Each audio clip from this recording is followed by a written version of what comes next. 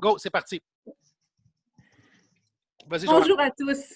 Nous sommes heureux de vous accueillir sur le panel « Quels sont devenus les finalistes gagnants des anciens concours Pitchtech Innovation Construction ». Pour ce faire, nous avons 5 invités aujourd'hui et comme peut-être vous le savez, Batimatech a fait plusieurs finalistes gagnants plutôt, au courant des 4 dernières années, 20 au total, et nous en avons 5 aujourd'hui. Donc, je m'empresse de vous présenter le premier panéliste, qui est le président d'Archidata, M. Dominique Dubuc. Dominique, je te laisse la parole. Bien, bonjour, je suis un architecte, membre de l'Ordre et président fondateur d'Archidata. Et juste pour dire, pour replacer un peu ma participation dans Batimatech, nous, on a gagné un coup de cœur des Anges Québec en septembre 2018. Donc, ça fait déjà 2 ans. Et il s'en est passé des choses. Mais juste pour remettre un peu dans le contexte, Archidata existait déjà depuis 1995. On développe une solution de gestion des plans en ligne qui permet à nos clients de gérer les opérations de leur bâtiment directement à partir des modifications qu'ils font dans les plans et maintenant de plus en plus dans les maquettes. Alors, on a implanté des solutions, mais on est une boîte de recherche et développement. Alors, on a développé un concept qui s'appelait les voxels du bâtiment, qui nous permettait de cartographier l'ensemble d'un bâtiment avec des petites boîtes, les voxels étant un synonyme de voxel, des boîtes 3D qui ne changent pas ni dans le temps ni dans l'espace et qui nous permettent de spatialiser les données. À partir de là, juste avant Batimatech, on a décidé de présenter une demande de subvention dans le programme Eureka Eurostar, qui est un grand concours européen dont fait partie le Canada à cause du marché commun qu'on a avec eux. Et là, cette demande, elle a été déposée juste pendant l'été, juste avant Batimatech. Et on a créé pour faire cette demande-là un consortium avec 2 firmes françaises et un organisme de recherche là-bas qui s'appelle le CSTB, le Centre des sciences et des techniques du bâtiment, qui est un peu l'équivalent du CNRC qui s'occupe du Conseil national de recherche, mais qui s'occupe du bâtiment. Malheureusement, on est arrivé 191e dans cette mouture-là et de ce concours-là, et il ne finançait que les 100 premiers. Quand on est arrivé à Batimatech, on s'est rendu compte rapidement que l'idée qu'on avait d'envoyer, de faire des voxels en 3D était une excellente idée. Alors, on l'a représenté au moment où on était à Batimatech et ça nous a vraiment confirmé dans cette optique. Et on est arrivé 48e. Ça nous a permis d'avoir une subvention qui nous a permis pendant les 2 dernières années de développer le concept des voxels. On a fait un partenariat officiel avec le CSTB. On a fait un partenariat avec les firmes étrangères et on a développé tout ce concept de voxel autour d'un API, ce qui est un outil qui nous permet rapidement de communiquer entre les serveurs, basé sur le BIOT, le Building Internet of Things, et les voxels. On a fait entre-temps des mandats de normes et on a développé une norme sur le BIM appliqué au bâtiment, ce qui nous a permis de travailler avec le CHU de Québec pour la construction du grand édifice, le grand hôpital qu'ils ont fait là-bas. On a publié un white paper sur notre site et ça nous a permis, sur le BIM d'opération, ça nous a permis d'aller rencontrer des firmes, notamment, on est tombé par hasard sur Azure Map Creator, qui est un produit de Microsoft qui venait d'être lancé et on est devenu partenaire avec ça, avec Microsoft depuis le début de l'année. Et on a fait partie du lancement qui a été avec Azure Map. Et on a fait depuis ce temps-là des projets pilotes à New York, à Melbourne. Et on travaille en ce moment à développer un API spécialisé pour pouvoir communiquer directement de notre plateforme à la plateforme Azure. Malheureusement, il y a eu le COVID-19. Nous, Archidata, on est resté en support à tous les organismes de première ligne et on a développé avec eux tous les scénarios, avec le CHUM, le CHU de Québec, des scénarios pour permettre la 2e vague et d'identifier à travers les hôpitaux des zones chaudes, des zones froides. Donc, on est rendu maintenant à travailler sur le développement d'outils avec Azure Map. Et puis, on continue la commercialisation grâce à des ententes qu'on a eues au Moyen-Orient, en France et en Angleterre. Donc, c'est à peu près un résumé de ce qui s'est passé depuis ce temps-là. Et je vais passer à ce moment-là la parole maintenant à l'autre panéliste qui est M. Étienne Lemieux de BioAlerte Solutions. Donc, merci beaucoup, Dominique. Bonjour tout le monde. BioAlerte Solutions, c'est une nouvelle entreprise. On a récemment changé de nom. Avant, on s'appelait SPI Bio. Donc, si vous regardez le site web de Batimatech dans les précédentes cohortes, donc vous allez trouver SPI Bio. Pourquoi on a changé de nom? Parce qu'on s'adresse notamment à un nouveau marché et on pense qu'avec cette nouvelle image de marque, on va pouvoir mieux y répondre. Donc, mon nom, c'est Étienne Lemieux. Je suis PDG de cette entreprise-là. Je suis également cofondateur. Donc, BioAlerte Solutions, qu'est-ce que c'est? C'est une technologie dans le domaine de la biodétection. Donc, un détecteur de bactéries capable d'identifier des pathogènes mortels dans les eaux industrielles.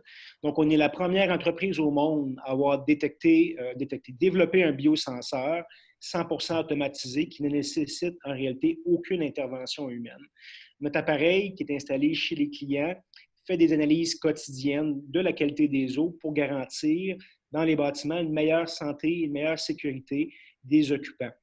Donc, on le fait grâce à une plateforme complètement connectée de biodétection. Donc, le prix Batimatech a changé quand même beaucoup d'éléments pour une entreprise émergente comme la mienne. On avait un devoir ou une difficulté de communication de ce qu'on faisait. Étant une technologie de rupture dans le domaine de la sécurité du bâtiment, eh bien, il fallait pouvoir rejoindre un certain panel de preneurs de décision capables en réalité de voir l'impact que notre produit pouvait avoir. Et c'est à travers Batimatech, finalement, qu'on a pu créer une partie de la visibilité qui était nécessaire, finalement, à rejoindre des firmes de génie conseil, des architectes, pour pouvoir débloquer nos développements des affaires. Mais Batimatech a également amené une autre chose au niveau de l'entreprise, soit un changement de stratégie de développement de marché. En réalité, avant Batimatech, on s'intéressait beaucoup aux utilisateurs finaux de la technologie, en parlant d'opération, de gestion du bâtiment, de meilleures pratiques. Et maintenant, suivant le prix Pitch Tech qu'on a gagné, eh bien, on a changé la stratégie parce qu'on a pu voir d'autres opportunités, soit celle de parler directement aux propriétaires des bâtiments. Et ça, c'est grâce à l'événement qu'on a eu à New York. Suivant le prix, on a été invité à aller à MIPIM et ça nous a permis de jaser avec beaucoup de propriétaires de grands parcs immobiliers. Et c'est là qu'on a compris que le langage corporatif était complètement différent. Il fallait sortir du scientifique ou du langage industriel qu'on utilisait habituellement et parler beaucoup plus d'une approche de gestion du risque, d'imputabilité. Et ça, c'est un message qui est beaucoup plus porteur pour ce créneau de clientèle-là.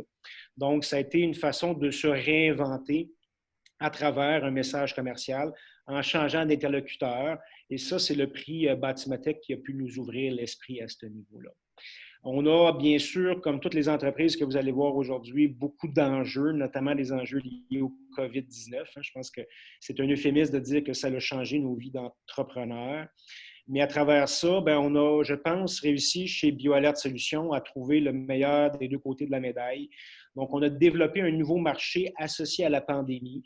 Vous allez voir, on a fait plusieurs conférences web, si jamais vous faites quelques recherches, parce qu'on a adapté la technologie qu'on avait à la nouvelle réalité. On a beaucoup de bâtiments qui sont tombés dormants durant une longue période de temps. C'est le fait qu'il y a beaucoup d'eau qui a stagné dans les tuyaux qui n'étaient pas tout à fait conçus pour ça initialement. Donc, on a adapté notre détecteur de bactéries légionnelles pour aider au déconfinement des bâtiments afin de profiter de l'opportunité de marché qui s'offrait à nous. Et jusqu'à maintenant, on est rendu au deuxième centre sportif qu'on déconfine avec notre produit en pouvant tester périodiquement la présence d'eau contaminés dans les douches, par exemple, ou les autres sections du bâtiment. Donc, c'est un enjeu rencontré, mais je veux juste vous passer le message qu'à travers des difficultés que vous pouvez vivre, il y a des fois des opportunités d'affaires à saisir. Et chez BioAlerte Solutions, c'est ce qu'on a fait. On a saisi ces opportunités-là. Donc, je souhaite à tous les paneliers, tous les candidats finalement au prix, la meilleure des chances parce que vraiment, c'est un prix qui peut vous élever si vous réussissez à le matérialiser et à le rendre vivant pour votre entreprise. Donc, sans plus attendre, je vais passer la parole à Hugo Brizard de l'entreprise Pharonix pour pouvoir vous présenter son entreprise. Merci. Bonjour à tous. Donc, mon nom est Hugo Brizard, je suis président cofondateur de Pharonix. Pharonix, c'est une compagnie qui développe des logiciels pour l'industrie de la construction spécifiquement et notre logiciel phare, c'est KOPS, qui vise à faire le suivi de chantier en temps réel entre les bureaux de projet et les différents chantiers pour tout type de construction, que ce soit du résidentiel, commercial, institutionnel, infrastructure ou industriel. On accompagne les donneurs d'ouvrages, les entrepreneurs généraux, des firmes de génie conseil, architectes ou encore des spécialisés à faire un meilleur suivi de chantier pour faire le suivi, par exemple, de déficiences ou encore de questions-réponses techniques, de documentation de projet. Et tout ça est centralisé dans une plateforme qui est accessible là, sur le cloud à travers applications mobiles et web. Donc, le contexte de l'entreprise, avant, le prix qu'on a gagné en fait avec Batimatech, c'est le prix de 2018, novembre 2018. Et donc, le contexte de l'entreprise à ce moment-là, on était en plein lancement de notre toute première version de KOPS 1.0 à peu près en avril 2018. On avait eu un peu de visibilité dans les différents journaux comme le Journal de Montréal, la presse, le Huffington Post. Et on était aussi présent dans un incubateur technologique du nom du SAMTech, qui est affilié à l'École de technologie supérieure à Montréal. Donc, à ce moment-là, on avait seulement un client payant en 2018. On était vraiment au tout début et on avait à peu près 5 à 6 lettres d'intention comme quoi, bon, il y avait de l'intérêt avec la technologie qu'on fournissait. Et Batimatech, en fait, nous a permis d'avoir un peu plus de visibilité dans un domaine, dans un événement, pardon, qui est vraiment ciblé pour la construction et pour la technologie. Donc, ça nous a donné encore plus de visibilité sur la scène locale pour montrer aux gens qu'on existait avec un produit innovant et qu'on pouvait vraiment aider l'industrie à prendre le virage numérique. On parle de 2018, c'est sûr que ça date de plus longtemps que ça, mais il y a beaucoup de technologies qui émergeaient à ce moment-là dans ce champ collaboratif-là. Et par notre expérience, en fait, on amenait quelque chose de nouveau sur la table, comme on dit. Et le fait de pouvoir le présenter en plus de 300 personnes lors d'un concours nous a permis d'avoir plus de visibilité, comme je le mentionnais. Et le prix qu'on a gagné nous a permis d'aller au Web Summit à Lisbonne, au Portugal, qui est un événement grandiose, on va dire, de 70 000 personnes qui est réunie à chaque année, là, les géants de la tech, pour présenter les nouvelles innovations technologiques au niveau du software et du hardware. Donc, le fait de pouvoir aller à cet événement-là, avec la Ville de Montréal comme accompagnateur et d'autres entreprises là, de renommée, comme peut-être que vous connaissez Smart Halo avec les BSIC intelligents ou encore State 22 dans l'industrie touristique, nous a permis vraiment de patauger avec des compagnies ambitieuses, des entreprises ambitieuses qui ont pour ambition en fait de vendre à l'international et de s'établir sur différents marchés, non seulement au Québec, mais aussi à l'extérieur. Donc, d'avoir la chance de pouvoir participer à cet événement-là et de voir un peu toutes les nouveautés qui émergent de l'industrie de la construction ou même de toutes les autres industries, nous a donné vraiment une source d'inspiration, on va dire, pour la vision de Pharonix sur le plan international. Et ça nous a donné aussi la possibilité de rencontrer différents attachés commerciaux au niveau fédéral là, du gouvernement du Canada, qui étaient des représentants, par exemple, qui travaillent en Angleterre ou encore au Liban, en France, au Portugal. Donc, de commencer à faire grandir notre réseau, on va dire, qui est plus international que local, ce qui est une chose très importante, je pense, de nos jours, avec surtout le logiciel, le software as a service, comme nous, on fait. C'est certain que de vendre au Québec, c'est une très belle chose, c'est ça qu'on a comme priorité, mais il faut aussi voir plus large, puis avec ce prix-là, ça nous a permis de rencontrer des personnes là, très intéressantes à l'international. Donc, parmi quelques enjeux qu'on a rencontrés face à ce gain de prix-là, on va dire, j'étais à Lisbonne, au Portugal, et je faisais des démonstrations de KOPS à des Allemands, des Portugais, à des Français, etc. Puis notre application n'était même pas encore sur le App Store ou sur le Play Store à cet endroit-là, mais ça permettait quand même de valider notre projet d'un point de vue plus international. Puis on a réalisé en fait que d'exporter un produit, ça ne se fait pas en claquant des doigts, ça demande beaucoup de financement, ça demande aussi de la représentativité localement. Donc, on a appris on a appris que l'exportation, ce n'était pas aussi simple que ça finalement. Et ça nous a permis depuis 2019 à 2020 de préparer le terrain justement pour être mieux outillés par rapport à l'exportation de KOPS, qui maintenant là, est vendu dans différents pays et différentes provinces au Canada. Avec même en Europe des contacts là, pour justement offrir nos solutions à différentes parties prenantes. Donc, tout ça, en fait, c'est toute une constitution d'événements qui fait en sorte qu'on a eu accès à de l'information peut-être plus rapidement que si on n'avait pas participé à certains événements comme celui-ci. Moi, peut-être les conseils que je donnerais à ceux qui participent, Puis ceux qui montent une entreprise dans les technologies, dans la construction, le développement durable, c'est vraiment d'avoir de la passion, d'être résilient, puis de bien s'entourer aussi, d'avoir une équipe solide. Seul, il y a un dicton africain qui dit que seul on va vite, ensemble on va loin. Je pense que ça ne peut pas être plus vrai que ça. On a peut-être nos idées dans nos têtes, on pense qu'on est les meilleurs dans notre champ d'expertise, mais on se rend compte que seul, ben, c'est difficile d'atteindre des objectifs. Donc, c'est vraiment entourez-vous des meilleures personnes que vous pouvez, partagez votre passion, puis vous êtes comme un punching bag sur des rails. Vous allez vous faire frapper de gauche sur droite, mais il faut que vous avancez quand même. Puis vous allez manger des coups tout le temps. Puis dernière chose peut-être, c'est une montagne russe émotionnelle. Il y a des très hauts et il y a des très bas. Moi, j'ai appris à essayer de rester neutre dans tout ça. C'est sûr qu'il faut vivre, il faut être heureux, il faut avoir de la passion, tout ça. Mais quand tu as des grandes attentes, tu peux avoir aussi des grandes déceptions. Puis souvent, quand tu t'attends à quelque chose qui n'arrivera pas, bien, ça arrive. Donc, c'est juste de continuer d'être résilient, de foncer et de poursuivre votre rêve, en fait, puis de ne pas hésiter à essayer des choses. La meilleure façon d'avancer, c'est de failler, d'avoir des échecs. Et c'est à ce moment-là que vous allez grandir en tant que personne, professionnellement, personnellement, et aussi votre entreprise va grandir là, dans cet axe-là aussi. Merci Hugo. On doit accélérer un petit peu. Alors, je vais t'inviter à présenter le prochain panéliste et tu pourras rester pour la période de questions où les gens pourront te joindre. Avec plaisir, c'était mon prochain point. Donc, j'aimerais présenter Alexandre Lacourcière de Smart Pixel, avec qui j'ai eu la chance de rencontrer justement à Toronto là, dans un événement lié à la construction. Donc, Alexandre, à toi la parole.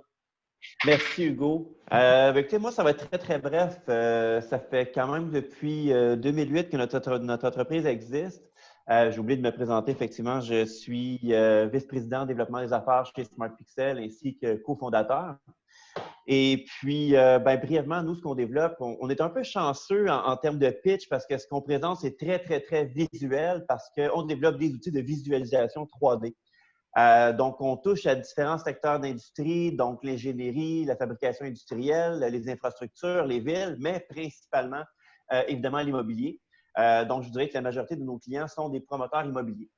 Donc, on utilise les technologies du jeu vidéo, donc principalement Unity, sur lequel on a développé une plateforme, donc un framework interne qui nous permet de développer du logiciel d'une très grande qualité, mais très rapidement aussi. Pour vous expliquer un peu, en immobilier, les gens vont lancer un projet, on va commencer à avoir l'information publique, puis 2 mois après, le projet va être en vente. Donc, il faut développer un logiciel très rapidement. Donc, nous, ce qu'on fait, c'est que les architectes vont nous envoyer, en fait, les plans du bâtiment et nous, on va recréer le bâtiment 3D. On va créer un outil, en fait, qui va permettre de centraliser tous les facteurs décisionnels qui vont permettre à un client, donc un acheteur, de choisir un projet immobilier plutôt qu'un autre. Donc, on va permettre de visualiser l'architecture, l'ensoleillement selon les différentes heures de la journée, les points d'intérêt environnants, la situation géographique du projet, donc les différents avantages, les espaces communs, les plans d'étage, les plans d'unité, les intérieurs. On va pouvoir personnaliser son unité, donc changer les couleurs, les différents finis et surfaces.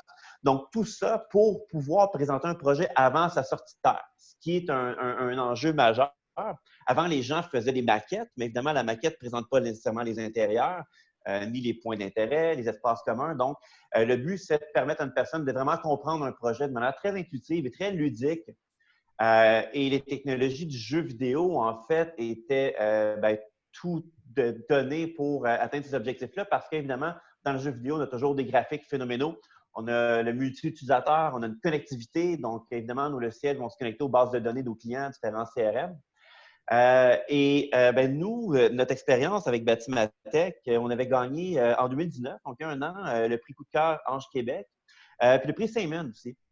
Et ça nous a vraiment permis directement dans l'événement, à la suite de la réception du prix, de rencontrer beaucoup de clients potentiels, donc clients étrangers puis clients locaux aussi, avec lesquels on fait maintenant affaire. Ça nous a aussi permis de rencontrer d'autres entreprises, notamment celles qui participent actuellement avec nous, pour pouvoir échanger. On est des entreprises qui travaillent dans différents secteurs. On offre des services différents. Par contre, on a la même base de clients. Donc, chacun de nous est fournisseur de différents clients, mais finalement, on se retrouve avec une grappe d'entreprises qui va desservir le marché général de l'immobilier et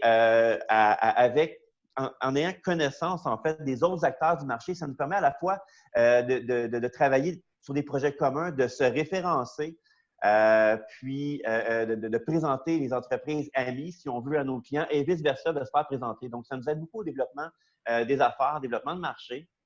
Depuis le prix, j'aurais aimé vous dire que tout a changé, mais on a eu le COVID. Donc, nous, comme ça faisait longtemps qu'on existait, c'est plutôt une pente très régulière. Donc, on a eu un gros boom. Notre chiffre d'affaires a doublé dans les premières années. Puis là, il y a toujours une croissance, mais une certaine stabilisation aussi. Puis évidemment, il faut suivre le rythme. Si on doublait à chaque année, on n'aurait peut-être pas le temps de stabiliser. Et avec le COVID, bien évidemment, là, il a fallu faire évoluer nos produits. Les gens, évidemment, ne pouvaient plus se présenter en bureau de vente. Les gens font beaucoup plus de choses à domicile. Donc, on a fait développer nos outils de présentation et de visualisation pour pouvoir présenter en ligne. Donc, les gens, dans le confort de leur foyer, peuvent visiter une unité résidentielle, peuvent voir un projet immobilier. Et puis, l'événement aussi nous a permis de discuter justement avec différents acteurs du milieu pour comprendre que nous, actuellement, on répond à un besoin au niveau de la présentation, donc vente, location. Mais le 3D interactif, en fait, doit être présent plus en amont, donc au niveau de la conception, avec les architectes notamment. Ensuite, oui, la mise en marché, là, on est très fort. Et puis, aller encore plus loin, donc dans le cycle de vie d'un bâtiment ou d'une infrastructure. Donc, on parle aussi, évidemment, mise en marché, mais construction, opération, gestion, maintenance. Donc, une maquette 3D qui va être utile du début à la fin du cycle.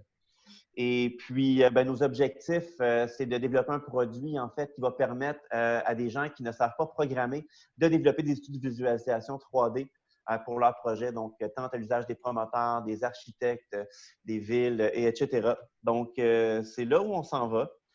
Puis, évidemment, à chaque fois C'est qu'on juste donne dans ton temps, Alexandre. C'est parfait. Ah, à ce Oui, c'est moment-là, ça. je vais On tout est de bien, on est suite… rendu au prochain panéliste. je vous présente nul autre que M. Marc Parenteau de ID. Merci beaucoup, Alexandre. Merci, Alexandre. Bonjour tout le monde. Je suis le dernier. Je vais fermer la boucle. En fait, je suis le dernier panéliste, puis la première cohorte en fait, de Batimatech, Pitchtech Batimatech 2017. Pour se présenter en fait rapidement, donc Marc Parenteau, je suis le président cofondateur de ID. ID, c'est un logiciel de gestion de projet offert en mode SaaS qui s'adresse en fait aux propriétaires, donc aux donneurs d'ouvrages publics et privés pour toute la gestion des projets de construction. Donc vraiment spécialisé sur de la gestion de projets de construction donc pour les bâtiments publics et privés. Fait que nous, la compagnie a été créée en 2012, 2013. Donc quand on est arrivé en 2017, c'est sûr qu'on avait comme roulé déjà un petit peu. Fait qu'on avait eu nos premiers clients qui nous ont permis en fait de nous faire connaître aussi un petit peu sur le marché. Donc on a traité avec des clients comme Sobeys par exemple pour toutes les constructions, des rénovations des IGA partout au Québec et des Shell aussi. Puis on avait aussi autant dans le public, mettons avec Espace pour la vie, avec le Biodôme, Planétarium, Insectarium. Fait qu'on est arrivé avec on a un logiciel qui est vraiment spécialisé sur une niche. Là. Donc c'est vraiment on s'adresse aux donneurs d'ouvrages en particulier. Puis on a toujours aussi notre vocation qu'on s'est donnée au début, c'est de dire il faut qu'on redonne aux propriétaires d'immeubles, puis aux gestionnaires d'immeubles, aux propriétaires d'immeubles, leurs données de construction. La plupart en fait, des gens ou des clients avec qui on travaille ont des dizaines d'années d'expérience puis de projets en arrière d'eux, mais ont peu de données exploitables. Donc, quand on est arrivé, nous, là-dedans, dans ce secteur-là, dans ce créneau-là, c'était pour offrir une plateforme très axée sur la gestion contractuelle des projets, qui vont nous permettre en fait de ramasser toute l'information au niveau de la planification, de la conception, planification, de l'exécution jusqu'à la fermeture aussi donc, de tous ces projets-là. Donc on récupère énormément d'informations au niveau des estimés, des contrats, des soumissions qui sont reçues, des ordres de changement, des extras, des contingences. Donc c'est beaucoup d'informations qui ont été cumulées. Quand on arrivait en 2017, donc on était encore dans une phase où il y avait de l'adoption de technologies qui se faisait de la part des donneurs d'ouvrages, mais on était encore un peu dans le mouvement. Puis là, j'ai l'impression qu'on observe une accélération. Puis 2020, avec tous ces événements-là aussi, j'ai l'impression que ça accélère un peu le mouvement aussi de virage numérique, vraiment d'adopter la technologie.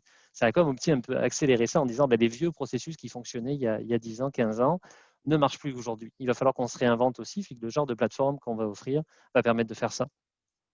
Quand on est arrivé en 2017, effectivement, à Batimatech pour notre première présentation, puis je vais faire un aparté aussi. Donc, la première première conférence Batimatech, on était dans les sous-sols du crime à l'époque. Francis arrivait avec quelque chose de complètement nouveau aussi au niveau de la formule. Mais ce que je trouvais vraiment brillant, c'est de dire que c'était la première fois qu'on allait s'adresser à un public du secteur directement de la construction, puis avec des gens dans la salle qui comprenaient ce qu'on faisait dans un secteur vraiment particulier. Puis la formule du 3 minutes vraiment était forcée à aller à l'essentiel. Il fallait qu'on donne l'essence même de ce qu'on faisait, puis pourquoi est-ce que ça allait aider l'industrie aussi. Fait que ça a vraiment été comment dire, pour nous aussi une belle opportunité de se faire connaître. Je pense qu'un des enjeux principaux, c'est de se faire connaître sur la place aussi. Donc, Batimatech, en fait, ouvrait cette visibilité-là pour s'adresser en fait aux bonnes personnes. Puis, je vois par exemple Dominique qui est avec nous aussi aujourd'hui. On en a fait des salons auparavant, puis avec chacun des stands, puis des kiosques, etc. Je pense qu'on était dû pour renouveler un peu ce format-là. Ça en arrivait en plein là-dedans. Ce qui était très bon pour nous. Après le Batimatech, c'est sûr qu'on a eu aussi des contacts.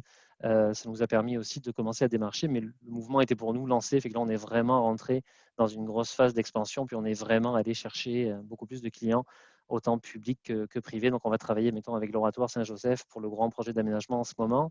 La migration du biodôme, je ne sais pas si vous avez vu les photos aussi qui sont passées, mais qui est un projet absolument magnifique. Donc, avec l'ouverture au mois d'août dernier. C'était un des projets, par exemple, qui était géré entièrement sur ID aussi. Donc, on travaille beaucoup avec des villes, on travaille aussi avec les magasins métro aussi. Puis tout ça, on a des projets qui sont extrêmement variés, mais qui réunissent tous nos clients autour d'un enjeu. C'est vraiment de la gestion des projets de construction d'un point de vue du donneur d'ouvrage. La grosse amorce qu'on est en train de faire aujourd'hui, c'est qu'avec le nombre d'années qu'on a en arrière de nous, on a commencé à accumuler beaucoup de données. Et que ça nous a permis, par exemple, en 2020, de faire notre premier projet en intelligence artificielle grâce justement à la réunification des données qu'on a. Puis on a plein de projets qui s'en viennent par rapport à ça. Donc on est capable, en fait, maintenant, non plus d'offrir un service, mais d'offrir un retour aux utilisateurs, de dire en fonction des données accumulées, on commence à redonner aux utilisateurs. Puis je pense que c'est le principe de l'intelligence artificielle, on va dire l'intelligence augmentée, qui va permettre d'aller bonifier l'information, puis d'aller valider cette information-là auprès de nos clients. Fait que là, on attame aussi des refontes d'applications. Il y a beaucoup de choses qui se passent pour nous, des belles choses qui se passent pour nous. On a beaucoup de projets en ce moment.